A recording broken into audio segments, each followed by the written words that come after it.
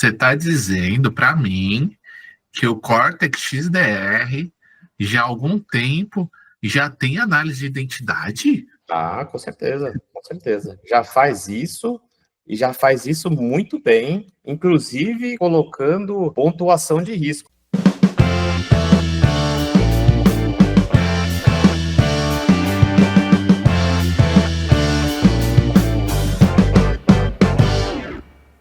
Fala aí, pessoal, beleza?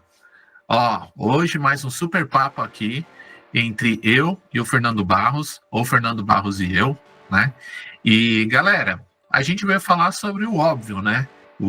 Talvez o 11 de setembro aqui para o mundo de cybersecurity no Brasil, que foi insider, né? Uma pessoa dentro da empresa ali tentando roubar a empresa, tentando fazer alguma coisa que impacte negativamente a empresa e outras empresas, né? Então aí a gente já cai também para o supply chain, né? Então, como que a gente pode pensar em proteger a nossa empresa quando ela vai impactar também outras empresas. Um tema que está se tornando muito relevante por conta desse vazamento de credenciais, gerando ali um roubo de milhões de reais, tá bom?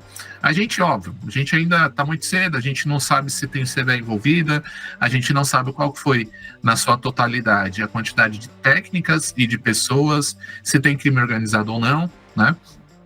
Ainda está muito cedo para a gente poder mergulhar nesses cenários. Mas um cenário que é fato é o ex-profissional ali da empresa dando um depoimento que sim, que ele vendeu credencial, tá? Então hoje a gente vai falar sobre identidades, tá bom? Barros, se apresenta, por favor, e já pode começar aí falando por que a gente vai falar de identidade. Pedro, muito obrigado pela oportunidade. Acho que agora eu estou um pouco mais conhecido aqui, né, no teu canal. Então, a ideia é falar sobre ITDR e linkar os assuntos, porque eu acho que são correlatos aqui, né? E, como você disse, acho que identidade é algo super importante, vem tomando, assim, cada vez mais a gente vem falando sobre proteção nesse contexto, e por isso a gente vai falar disso hoje. E, como você falou, a gente vem falando disso bastante aqui na Palo Alto nos últimos meses, né? E eu venho falando sobre isso em outros contextos, também sobre TDR um pouco nos últimos anos, tá? É um termo relativamente novo, então a ideia é a gente colocar aqui os dois pontos e apresentar o ITDR no sentido de o que a gente tem de mecanismos atualmente que podem ajudar a mitigar este tipo de problema, né? Quando acontece um tipo de problema como esse, que a gente está conversando sobre roubo de milhões de reais num contexto de vazamento de credencial, a gente tem que avaliar que nunca é uma coisa só que faz um tipo de coisa desse acontecer. Então, a gente não pode ser leviano de falar, olha, se você tivesse a tecnologia X, você resolveria o problema.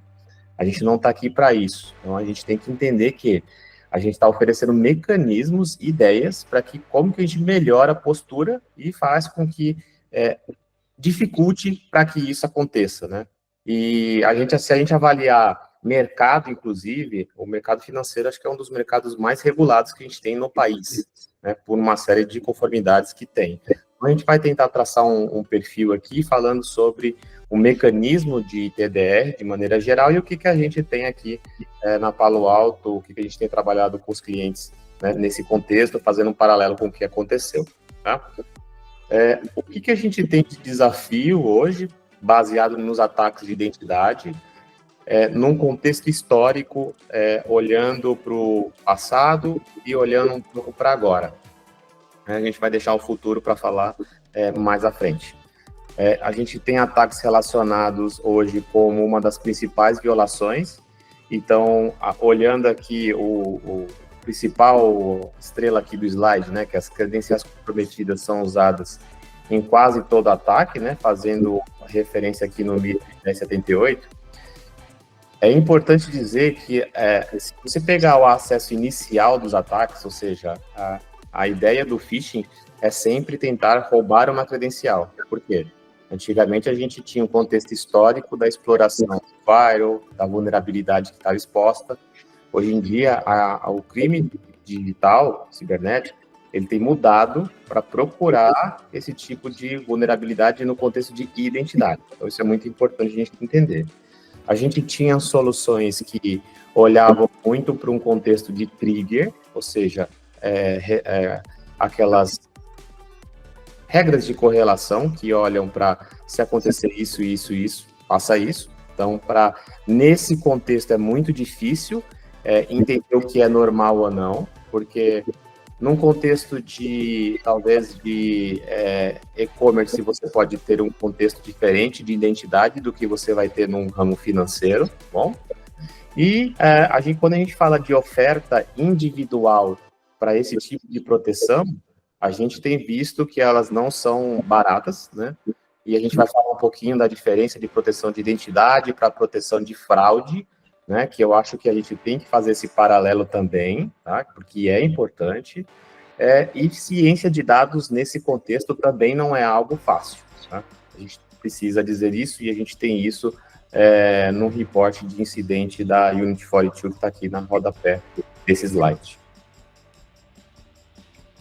Aqui, alguns dados que são importantes, a gente sempre contextualiza que contas privilegiadas geram cada vez impacto maior, tanto no contexto de blast regions, né? Ou seja, a bomba caiu, qual é o impacto que ela gerou naquela queda? Ou seja, comprometi uma credencial até onde eu consegui chegar, até onde eu consegui escalar ou movimentar lateralmente, e qual é o impacto financeiro, considerando o contexto do que o Pedro apresentou no começo, né? Então, nesse caso, foram milhões de reais, né?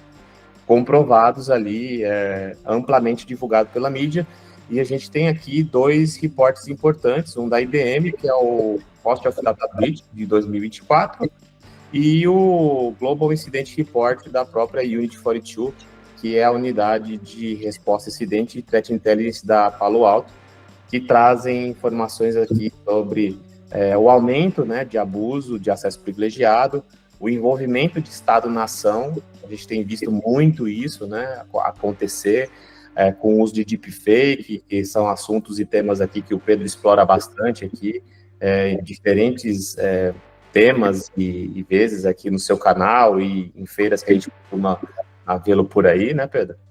Então, isso é bem importante a gente contextualizar que o impacto financeiro tem sido cada vez maior, por isso que a preocupação com proteção de identidade vai aumentar cada vez mais. Então, isso é muito importante porque a gente cada vez mais está vendo que a proteção vai se tornar mais uma análise de comportamento do que está ocorrendo naquele momento no equipamento digital, do que necessariamente em regras estáticas, né? Ou pode ou não pode. Não, é comportamento, né? E é interessante porque, de um lado, então vamos pensar na TI puxado para o lado de inovação. A gente está falando muito sobre inteligência artificial. Inteligência artificial faz isso, inteligência artificial faz aquilo. E todo mundo gosta. Agora, na área de segurança, na área de análise comportamental, né? Quando a gente fala de, olha, precisa habilitar telemetria, e aí telemetria, para quem é mais antigo, vai lembrar, não vou habilitar todos os logs, porque vai estourar meu storage. Não vou habilitar todos os logs, porque não precisa disso. Não vou colocar log na aplicação interna, porque a aplicação interna não precisa disso. Acabou, pessoal. Acabou esse momento. Temos, desse lado aqui dos inovadores, dos disruptivos, algoritmos de inteligência artificial, que eles precisam dessas informações aqui de comportamento para melhorar o nosso dia a dia, tá? E esse slide, ele é muito, muito concreto nessa parte, porque a gente analisando comportamento, olha a quantidade de dinheiro que a empresa economiza porque não aconteceu um vazamento de dados, tá? Vai lá, Barros. Eu acho que é importante, Pedro, a gente consolidar algumas coisas que são importantes nisso que você disse, né? Porque a gente tem algumas vertentes que sempre mencionam você tem que ter qualidade nos dados, nos eventos que você seleciona. eu concordo completamente. Honestamente, eu cansei de ver projetos ao longo da carreira que existiam eventos que eram importantes que sequer estavam habilitados. Isso é comum. Eu tenho trabalhado nisso ao longo dos anos, eu devo falar disso, eu tenho preparado até um material para colocar em breve aí no LinkedIn, talvez, ou enfim, ou a gente fazer algum papo disso aqui, sobre estratégia de login, porque é importante você saber o que habilitar e saber o que não está habilitado no seu ambiente e qual é o prejuízo que aquilo te dá. E identidade é extremamente impactada por isso, tá? Então é importante, tá? Então isso aí que você falou é super importante, tá? Saber que essa massa de dados, cada vez mais a gente vai trabalhar com ciência de dados, com Big Data e mecanismos de Machine Learning usam esses dados para isso. Super relevante essa inserção que você fez, tá? Aqui, eu quero fazer, eu gosto dessa parte aqui da conversa, porque ela traz um contexto importante, que eu acho que ele é importante, mas ele não é determinante, que são os frameworks. A gente tem visto várias conversas sobre o caso que aconteceu, então tem muita gente dando opinião, que eu acho que a internet propiciou isso, as redes sociais propiciaram isso, então cada um dá a sua opinião. Eu sempre tento me manter neutro, porque eu gosto de ter o máximo de informação possível para saber realmente consolidou, finalizou, agora sim vamos fazer juízo de valor do que realmente aconteceu. Zero Trust é um pilar importantíssimo, e identidade é algo muito importante nesse contexto. A gente tem algumas considerações nesse contexto aqui de visibilidade, quando a gente trabalha na abordagem de TDR da Palo Alto, no nível de host com o nosso agente, a gente tem uma visibilidade muito importante do que a gente traz de informação, então a gente consegue dar visibilidade do que está acontecendo no host, seja com telemetria, do que está fazendo na camada de SO, de rede, entre outras informações que são muito importantes para fazer uma análise de perfil do usuário, do que ele está acessando, do que ele está se comunicando, com quem que ele está se comunicando. A gente consegue dar informação tanto para a área de SecOps quanto para a área de gestão de risco, porque como o XIM, trazendo ele para a conversa, ele é uma plataforma de SecOps, ele coloca tudo integrado. Então, você consegue detectar, consegue investigar e responder na mesma plataforma. Então, o workflow do começo até o final é muito simplificado. A gente reduz um pouco essa pressão de habilitação, porque se a gente falar de uma ferramenta individual que tem o seu valor, mas de forma individual para essa finalidade, a gente vai levar mais tempo do que algo que já está implementado, que basta eu habilitar e começar a coletar os frutos daquilo que já está pronto na plataforma. E os perfis de usuário, eles são feitos usando múltiplos modelos de dados. A gente vai falar um pouquinho disso do Machine Learning, bem alto nível, né? Não vou entrar muito na parte técnica do Machine Learning, para ver como que isso é construído e por que ele dá essa segurança de trazer essa visão de desvio de comportamento diferente de algo tradicional que tem o seu valor, mas no contexto de identidade, a gente é mais efetivo quando a gente olha para comportamento, tá? Qual é a inserção que eu gosto de fazer aqui? Quando a gente fala de framework de segurança, né? Porque a gente está falando de Zero Trust, né? Que é uma abordagem. Então, a gente vai ter vários frameworks do NIST, enfim, de vários outros que são importantes, que eu acho que vale a pena a gente citar, né? Nesse caso, muita gente se fala, né? Tinha que ter o Zero Trust, tinha que ter o framework do NIST aplicado, tinha que ter o Sans Controls, tinha que ter CIS. A gente precisa entender que existem coisas que às vezes o atacante tem, nesse caso, me parece que eles tiveram tempo, né? Começou em março, abril, e ele veio se perpetuando. Então, os controles, eles são importantes, mas eles não são determinantes. Eu sempre acredito no pilar que começa com pessoas, processos e tecnologias, né? Faz uma base fundamental. Então, isso tudo tem que estar alinhado. Então, quando você tem isso tudo funcionando bem, a probabilidade de você ter problemas é menor, ou seja, e o impacto, quando você tiver problemas, também poderá ser menor. A gente tem sempre que pensar nisso. Nunca culpe apenas um ponto porque esse ponto ele é parte de um contexto, ou pelo menos deveria ser construído assim. Aqui agora entrando um pouquinho mais aprofundando um pouquinho agora no que a gente tem dentro do Cortex, tá? Eu vou falar aqui bem em alto nível também, porque a gente pode aprofundar muito mais essa conversa. Então, quando a gente aprofunda aqui com os clientes, que a gente vai falar de TDR, a gente aprofunda muito aqui. Aqui eu trouxe uma visão bem alto nível do que a gente tem de proteção incluída no Cortex para identidade, e o que a gente pode estender quando a gente está falando de TDR. A gente já tem uma proteção na família Cortex, seja XDR ou seja XIM, que é o módulo de Identity Analytics, que é o módulo que foca justamente no acesso inicial, que é esse acesso mais buscado pelos atacantes, ou seja, eu quero aquele acesso inicial para poder entrar. Então, para esse estágio, a gente já tem um módulo de proteção para a identidade embutido no que a gente já oferece para os nossos clientes.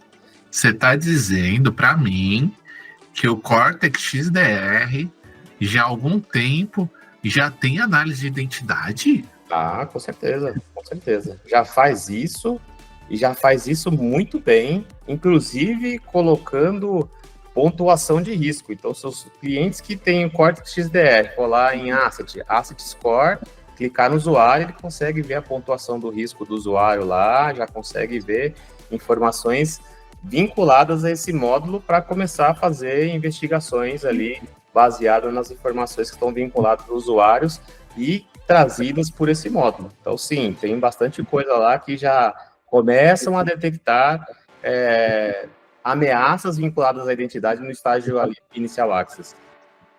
Muito bom, porque ficam me enchendo o saco aqui falando que a gente não tem, sabe? Tem uma galerinha aí do mercado que fica, não, o Cortex não tem, o Cortex não tem.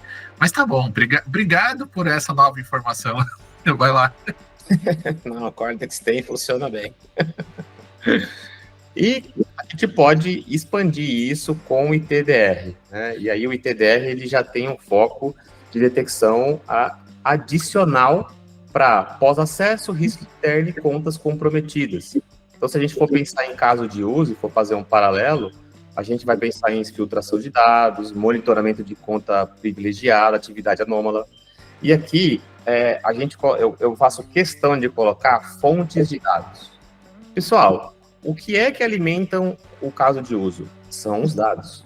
Então, a gente precisa dos dados para que os casos de uso funcionem, seja no modelo tradicional com regra de correlação que nós conhecemos, né, baseada em trigger ali, definindo os padrões que a gente já está acostumado, seja por modelos de machine learning, que são as regras de analytics que a gente tem na família Cortex.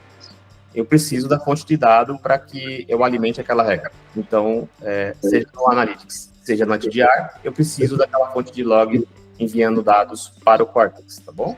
Então, eu consigo expandir muito essa capacidade de detecção.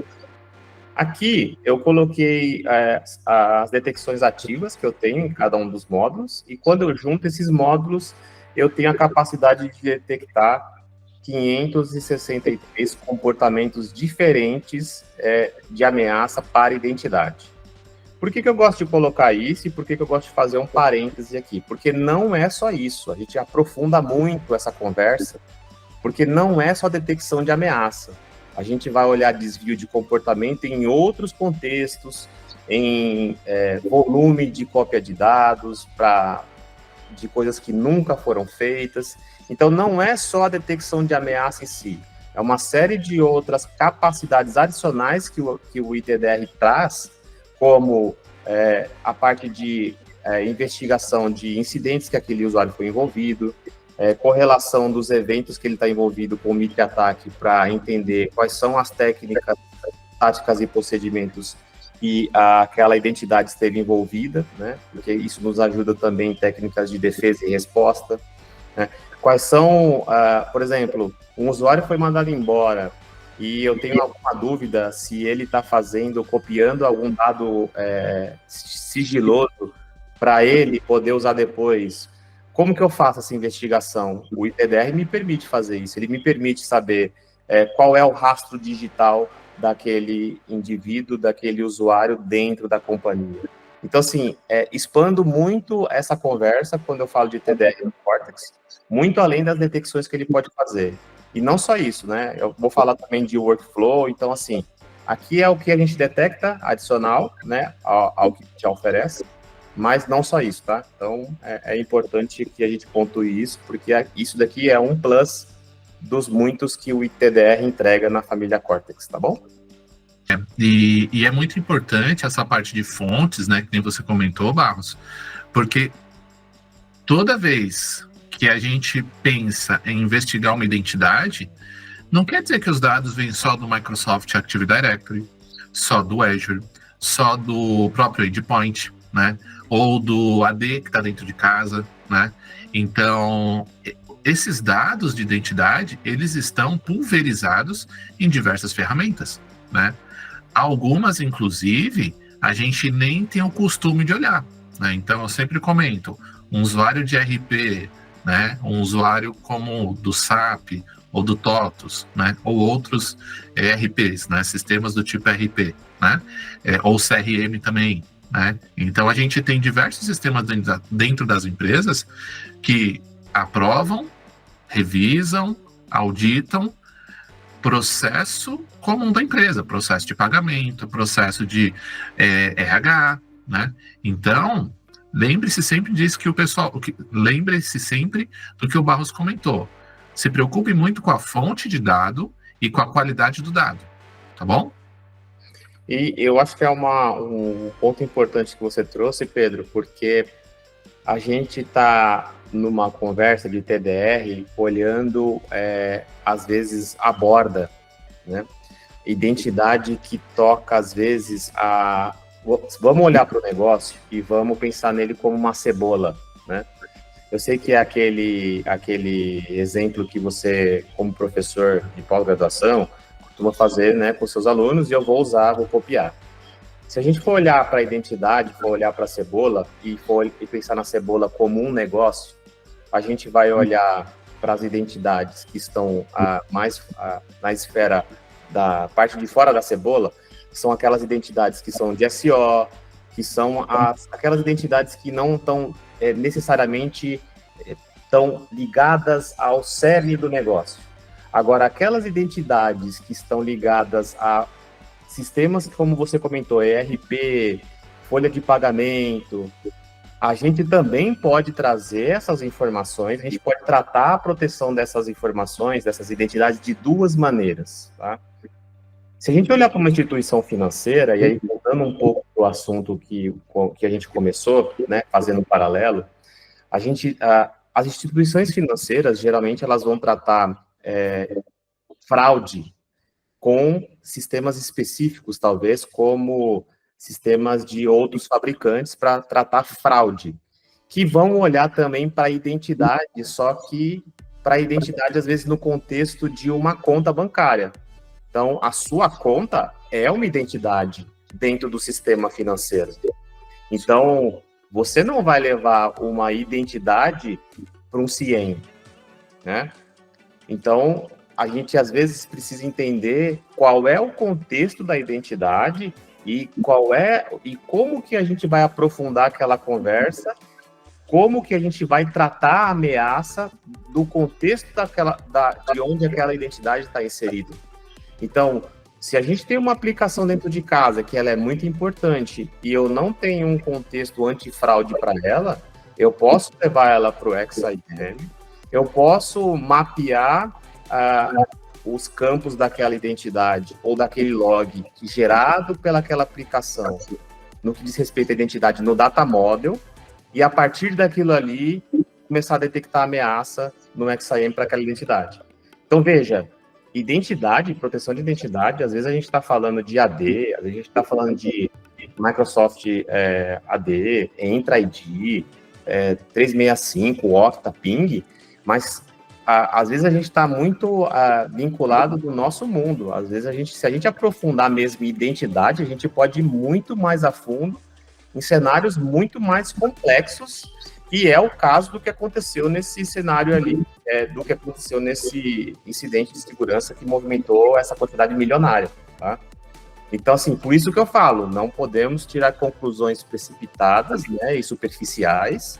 Aqui o ITDR, ele é um aliado importante na perspectiva de defesa, mas quando a gente vai aprofundando essa cebola e vai chegando cada vez mais perto do miolo do que é o negócio, do cerne ali, que movimenta, que mantém o negócio vivo, a gente vai ter outros mecanismos que podem ou oferecer proteção, ou pegar esse dado e mandar também para o CIEM, para o XIM, para a gente poder correlacionar com essas outras informações do ITDR.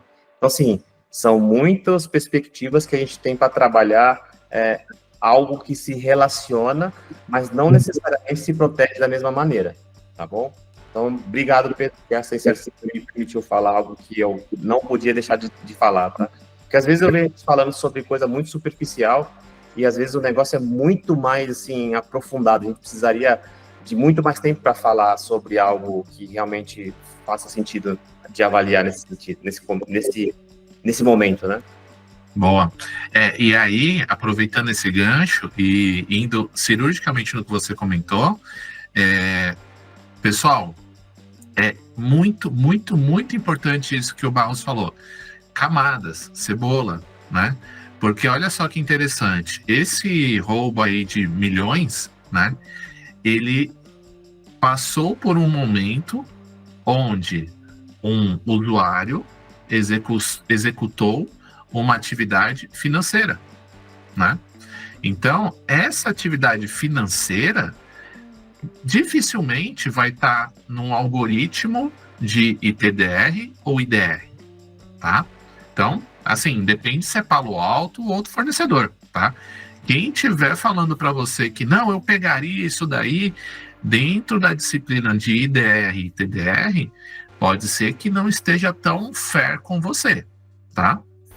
Eu, Barros, a gente já tem aqui mais de 10 anos de carreira em cybersecurity, não tem por que a gente ficar tentando enrolar você, tá? Então, prestem muita atenção nisso.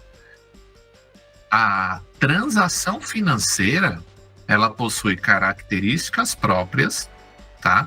Nestas características, ela possui ali quem foi que fez, quem foi que autorizou, então possui uma série de características de identidade ou identidades que a gente precisa estudar junto com a área de negócios para colocar isso dentro de uma automação. Às vezes, até dentro de um algoritmo de machine learning, tá bom? Então, esse é uma nova quebra de paradigma que nós estamos conversando com vocês, para que vocês saibam, olha, quando vocês escutarem a empresa criar o próprio algoritmo de TDR, o próprio algoritmo de identificação de prevenção à fraude, né? Estava um pouco mais distante do dia a dia antes desse caso. Agora não, agora bateu na porta, tá? A água bateu no bumbum, tá? Então, acabou. Procurem ferramentas que vocês possam criar o seu algoritmo. Ah, mas Pedro, criar algoritmo é igual criar correlation, é igual criar regra de correlação, igual criar casos de uso? Às vezes sim, às vezes não. Veja como é que a ferramenta que vocês possuem ou a ferramenta que vocês vão adquirir trabalham isso. O mais importante não pode ser regra estática e tem que executar muito rápido. Se vai estar no data lake, se vai estar interno, se vai ser correlation ou se não vai ser correlation, aí a gente pode até discutir um pouco os conceitos, mas tem que ser identificação muito rápida, tá? E tem que ser flexível para você criar sua regra de negócio dentro dessa regra de correlação. Sempre recomendo que utilize machine learning, tá bom? Vai lá, Barros. Perfeito, Pedro. Muito conceito, né? Se a gente for aprofundar em todos, a gente não vai longe, né? Bom, aqui falando rapidamente sobre os casos de uso que a gente endereça com cada um dos módulos, voltando, né? Indo e voltando entre os temas, voltando para o ITDR agora da Palo Alto, falando sobre o módulo agora no Identity Analytics, né? Alguns casos de uso, né? Que então login suspeito com SSO, olhando para AD, VPN, bombardeio de solicitação de MFA, que é o MFA Spam, né? Ou MFA Bombing, Então, é um caso que o atacante tenta fazer login, ele tem já a senha daquela identidade, só que ela tem MFA habilitada, então ele fica bombardeando com um pedido de MFA. E às vezes a pessoa não checa e ela vai lá o aplicativo dela tem como, eu aprovo, né? Porque ela perde ali a capacidade de avaliação porque está fazendo alguma coisa. Então, esse tipo de caso de uso, a ferramenta tem como avaliar, tá bom? Brute Force, Password Spray, enfim, e outros casos de uso são endereçados pelo Identity Analytics. E atores de ameaça que usam essas técnicas que foram catalogados também estão aqui em exibição nesse slide, que é o Lupsus é um deles, tá bom? Aqui, indo um pouquinho mais deep, né, sobre alguns casos de uso que a plataforma já entrega nativamente. Então, conexão bem-sucedida com o Tor, login bem-sucedido do Tor, uma conta de computador foi promovida a DC. Então, há alguns casos de uso baseado nas regras de analytics que são trazidas por esse módulo, já são entregues nativamente ali, seja no Cortex XDR ou no XIM. Então, são muitos outros. A gente tem uma lista completa aqui. Eu trouxe alguns só para exemplificar alguns comportamentos. A gente não tem a característica de chamar de regra, porque a gente pensa sempre em comportamento, né? Fazendo ali a referência para as TTPs do Mitre, né? Então, a gente olha para o comportamento e não ali para uma regra ali de trigger simples como era antigamente. Falando sobre, fazendo a mesma reflexão, agora olhando para o módulo de TDR, então casos de uso, olhando para a atividade interna suspeita, né, manipulação suspeita de arquivos, modificação de permissões, filtração para USB, coleta e manipulação de arquivos sensíveis, né, atores de ameaças que a gente catalogou que usam essas possibilidades aqui. Um deles é o ATP29, né, que o SolarWinds aqui, com a extração de e-mails, foi observado que em algum momento usou alguma dessas atividades aqui nas suas operações, tá bom? E aqui alguns casos de uso que a gente expande quando a gente traz o módulo de TDR, seja no XDR ou no XIM. Então, a gente traz aqui o download massivo de código de serviço SaaS. Então, pensa lá no seu GitHub, o upload massivo para serviço SaaS. Então, alguém está mandando muito arquivo lá para o... tinha um serviço, eu esqueci o nome, que era muito comum, o pessoal, para fazer exfiltração de dados, né? Acho que era o Mega Upload, alguma coisa assim, enfim. Esse tipo de coisa a ferramenta pega, assim. Não é porque ela se comunicou com o Mega Upload, pode ser qualquer arquivo, até que a gente não conheça. Então, ela vai olhar muito para comportamento e não só para o destino, tá? Aqui a gente entra mais uma vez, né, um pouco voltando no que a gente falou há pouco sobre o que cada módulo precisa. Então, aqui também não vou aprofundar muito, mas é uma conversa necessária. Saber que no Identity Analytics a gente está olhando para dados de endpoint, de SSO e de network. Então, a gente está olhando para esses 3 tipos de dados. E quando a gente olha, expande ali para o ITDR, a gente passa a olhar também para dados de aplicações SaaS e de cloud. Então, a gente, no Cortex, a gente tem alguns conceitos que são importantes, que um deles é o data stitching, que é uma maneira que a Palo Alto tem de fazer a correlação dos dados usando detectores, mecanismos de IA, junto com esse modelo de machine learning para olhar desvios de comportamento. Então, é um modelo que ela usa para pegar esses dados, tratar eles e correlacionar eles, independente se ele é um dado que é de e-mail, se ele é um dado que é de uma aplicação SaaS. Se eu estiver mandando dado e ele estiver modelado ali no XIM, eu consigo correlacionar ele dentro do mesmo incidente, imaginando que aquela identidade, por algum motivo, percorreu aquele caminho, passando lá por uma conta de e-mail ou por uma aplicação SaaS, e aquilo esteja relacionado à ferramenta através desses mecanismos, tem a capacidade de correlacionar tudo em um único incidente. Tá? Isso é bem importante e relevante, porque é um dos mecanismos de automação que reduzem a quantidade de alerta e a necessidade da criação de muitas regras. Tá? Então, isso facilita bastante o trabalho do analista ali no dia a dia. Aqui, Pedro, a gente vai entrar num tópico que eu vou fazer um esforço para ser o mais didático possível, que é explicar o nosso modelo de machine learning em alto nível. Né? Não. Você não vai fazer isso hoje. Hoje, você vai até onde a gente foi até agora. Fica assim para os próximos capítulos, não? Isso. A gente vai guardar porque esse papo tá muito bom. Boa. A gente vai guardar esse papo para o próximo vídeo, beleza? Boa. Tá bom, pessoal, tá bom. Então vamos lá. Considerações, pode deixar nessa tela mesmo, só para deixar aquele gostinho do próximo vídeo. Considerações finais.